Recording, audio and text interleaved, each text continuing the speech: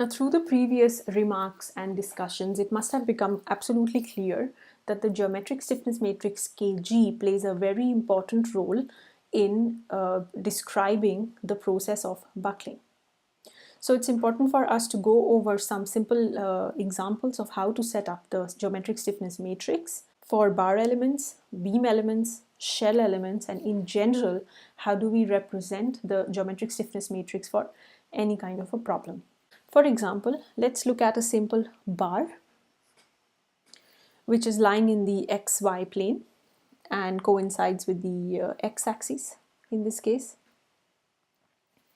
It has two nodes, node 1 and node 2. You can have two kinds of degrees of freedom, 2 degrees of freedoms, not two kinds, but really 2 degrees of freedom, u1 and u2 at both the nodes. And of course, if it's in the xy plane, you also have the v1 and v2. However, they could be equal to 0 in this case. Now, if we can describe, so these are some things that you are already aware of. So we can have for a bar element and a beam element, they will have different descriptions. But let's consider a bar element first. You can have u is equal to the shape function times the displacement, degrees of freedom. So I'm writing ue for the u element. If I do a differential of the u for the element with respect to x, then I will get d dx of the shape function n times u, which is degrees of freedom, and that might give me a new matrix, which I call as G. Now the membrane energy has already been described to you before, so I can just simply use the definition to say the membrane energy is given as half of integral 0 to L times P du dx squared dx.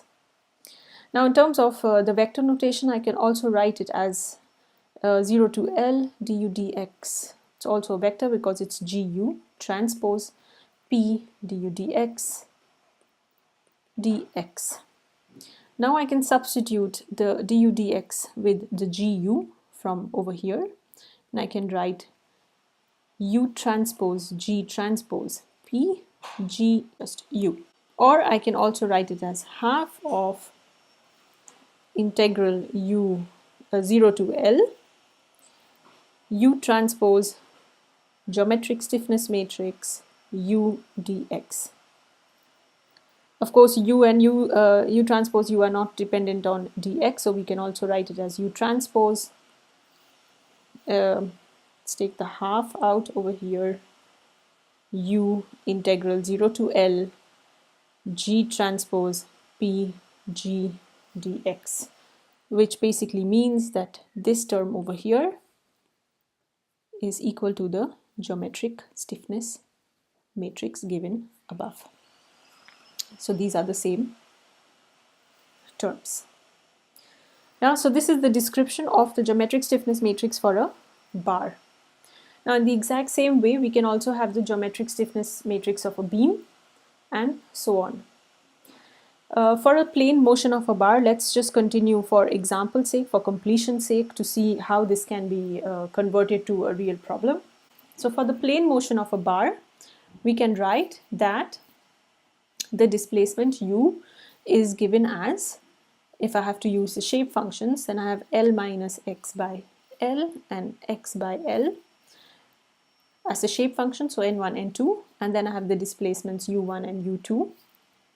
So I can write the g to be equal to the x derivative of the shape function matrix, which is given over here. So I can write it as g is equal to 1 by L times minus 1, 1, which was also used as a B matrix sometimes in the linear modeling course.